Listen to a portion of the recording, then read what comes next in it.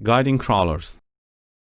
The best way to avoid wasting crawl budget on low-value add URLs is to avoid creating links to those pages in the first place. But that's not always an option. For example, you have to allow people to filter products based on 3 or more product attributes. Or you need to allow users to email to a friend from product detail pages. Or you have to give users the option to write product reviews. If you create unique URLs for email to a friend links, for example, you may end up creating duplicate content. The URLs in this image are near duplicates. However, these URLs don't have to be accessible to search engines. Block the email-friend.php file in robots.txt. These email to a friend URLs will most likely lead to the same web form, and search engines will unnecessarily request and crawl hundreds or thousands of such links, depending on the size of your catalog. You will waste crawl budget by allowing search engines to discover and crawl these URLs. You should control which links are discoverable by search engine crawlers and which are not. The more unnecessary requests for junk pages a crawler makes, the less chances to get to more important URLs. Crawler directives can be defined at various levels in this priority. Site level using robots.txt, page level with the noindex meta tag and with HTTP headers, element level using the nofollow microformat. Site level directives overrule page level directives, and page level directives overrule element level directives. It is important to understand this priority because for a page level directive to be discovered and followed, the site level directives should allow access to that page. The same applies to element level and page level directives. On a side note, if you want to keep content as private as possible, one of the best ways is to use server-side authentication to password protect areas. Robots.txt. Although robots.txt files can be used to control crawlers' access, the URLs disallowed with robots.txt may still end up in search engine indices because of external links pointing to the roboted URLs. This suggests that URLs blocked with robots.txt can accumulate PageRank. However, URLs blocked with robots.txt won't pass any PageRank since search engines can't crawl and index the content and the links on such pages. The exception is if the URLs were previously indexed, in which case they will pass PageRank. It's interesting to note that pages with Google Plus buttons may be visited by Google when someone clicks on the plus button, ignoring the robots.txt directives, according to the article linked at the bottom of this slide. One of the biggest misconceptions about robots.txt is that it can be used to control duplicate content. The fact is, there are better methods for controlling duplicate content, and robots.txt should only be used to control crawler access. That being said, there may be cases where one doesn't have control over how the content management system generates the content, or cases when one can't make changes to pages generated on the fly. In such situations, one can try, as a last resort, to control duplicate content with robots.txt. Every e-commerce website is unique, with its own specific business needs and requirements, so there is no general rule for what should be crawled and what should not. Regardless of your website particularities, you will need to manage duplicate content by either using rel canonical or HTTP headers. While Tier 1 search engines will not attempt to add to cart and will not start the checkout process or a newsletter sign-up on purpose, coding glitches may trigger them to attempt to access unwanted URLs. Considering these, here are some common types of URLs you can block access to. Add to cart, view cart, and other checkout URLs can safely be added to robots.txt. If the view cart URL is mysite.com/viewcart.aspx, you can use the following commands to disallow crawling. These directives mean that all crawlers are forbidden to crawl any URL that contains viewcart.aspx or add-to-cart.aspx, and all URLs under the checkout directory are off limits as well. Robots.txt allows limited use of regular expressions to match URL patterns, so your programmers should be able to play with a large spectrum of URLs. User account pages. Account URLs such as account login can be blocked as well. In this example, all pages within the store/account directory will not be crawled. Here are some other types of URLs that you can consider blocking. A couple of notes about the resources highlighted in yellow. If you're running an e-commerce website on WordPress, you may want to let search engine bots crawl the tag URLs. There were times when you had to block the tag pages, but not anymore. The includes directory should not contain scripts that are used for rendering content on pages. Block it only if you put the scripts necessary to create the undiscoverable links. The same for the scripts and libs directory. Don't block them if they contain resources necessary for rendering content. Duplicate or near-duplicate content issues such as pagination and sorting are not optimally addressed with robots.txt. Before you upload the robots.txt file, I recommend testing it against your existing URLs. First, generate the list of URLs on your website using one of the following methods. Ask for help from your programmers. Crawl the entire website with your favorite crawler, or you can use weblog files. Then open this list in a text editor that allows searching by regular expressions. Software like regexbuddy, regexpal, or Notepad++ are good choices. You can test the patterns you used in the robots.txt file using these tools, but keep in mind that you might need to rewrite the regex pattern you used in the robots.txt depending on the software you use. Let's say that you use the following disallow command to block crawlers' access to email landing pages, which are all located under the ads directory. So your robots.txt will include these lines. Using regexpal, you can test the URLs list using this simple regex /ads/. Regexpal automatically highlights the matched pattern. If you work with large files that contain hundreds of thousands of URLs, use Notepad++ to match URLs with regular expressions because Notepad++ can easily handle large files. For example, let's say that you want to block all URLs that end with .js. The robots.txt file will include this line. To find which URLs in your list match the robots.txt directives using Notepad++, you will input \.js in the find what field, and then use the regular expression search mode. Skimming through the highlighted matching URLs marked with yellow can clear doubts about which URLs will be excluded with robots.txt.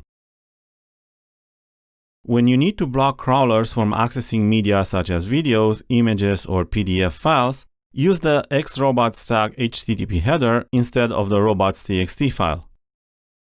But remember, if you want to address duplicate content issues for non-HTML documents, use rel canonical headers. The exclusion parameter. With this technique, you selectively add a parameter or a string to the URLs that you want to be inaccessible, and then you block that parameter or string with robots.txt. First, decide which URLs you want to block. Let's say you want to control the crawl of the faceted navigation by not allowing search engines to crawl URLs generated when applying more than one filter value within the same filter. In this case, you will add the crawler equals no parameter to all URLs generated when a second filter value is added to the same filter. If you want to block bots when they try to crawl a URL generated by applying more than two filter values on different filters, you will add the crawler equals no parameter to all URLs generated when a third filter value is added no matter which options were selected, nor the order they were selected. Here's a scenario for the second option. The crawler is on the battery chargers subcategory page. The hierarchy is Home, Accessories, Battery Chargers. The page URL is mysite.com/accessories/motorcycle battery chargers. Then the crawler checks one of the brand's filter values, NOCO. This is the first filter value, and therefore you will let the crawler fetch that page. The URL for this selection doesn't contain the exclusion parameter. The URL looks like mysite.com/accessories/motorcycle battery chargers (brand equals NOCO).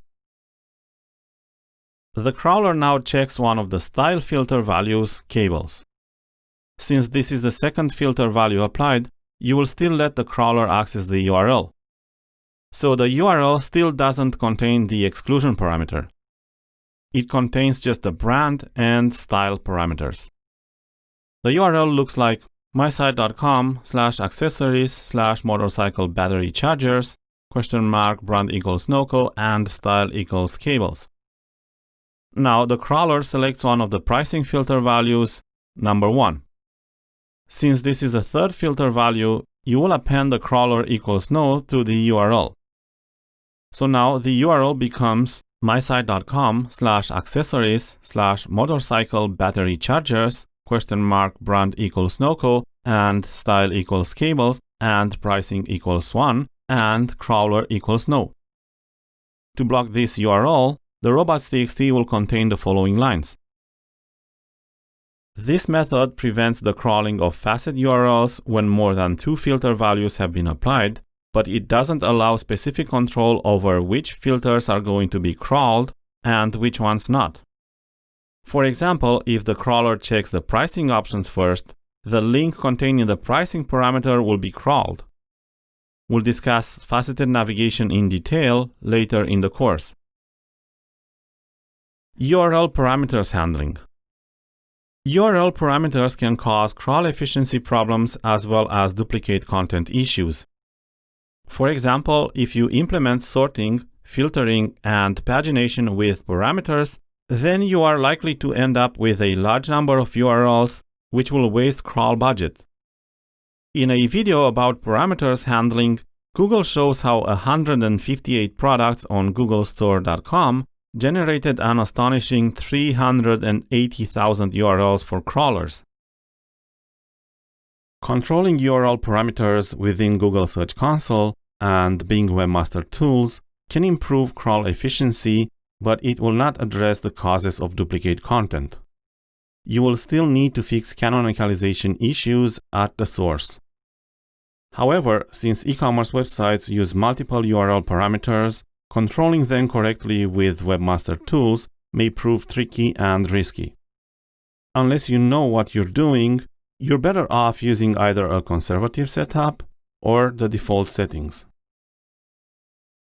URL parameters handling is mostly used for deciding which pages to index and which pages to canonicalize to.